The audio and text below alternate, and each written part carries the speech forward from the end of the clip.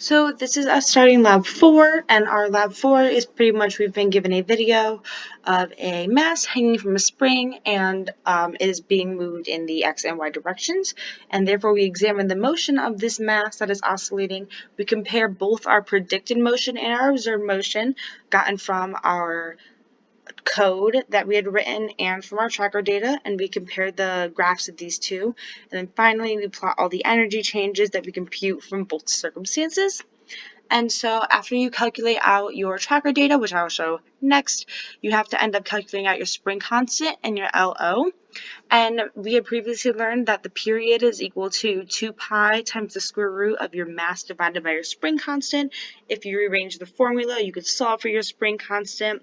However, we still need t, and therefore, after looking at my data, I averaged out 5 different periods and then divided by 5, and I got that my period is 1.638. And so after plugging this into my K equation, I end up with a spring constant that is 9.689.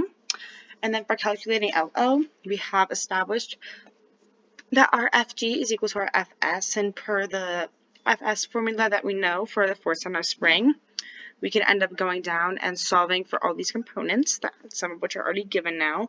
And so since our mass times gravity, which is the force on the spring, is equal to our spring constant times the spring, we end up with mg equals k times L magnitude minus L0.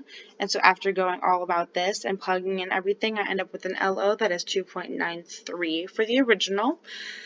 And then I have gone into, and here I show you my tracker data that I have done after I have mapped out all its position versus time, everything from the graph for mass A to we have our time for every position, the x and y position as well. And I'm also showing the component of my tracker GlowScript code in which I am implementing the numbers that I have found. Also, I have been solving in GlowScript for a repetitive L, L hat, and S because you can't be keeping those constant each time. They need to be updating as your mass is moving. And I've gone through and updated a bit more of my GlowScript code. However, I have started facing some problems that I will need to troubleshoot as the week goes on. But that is the end of my lab draft.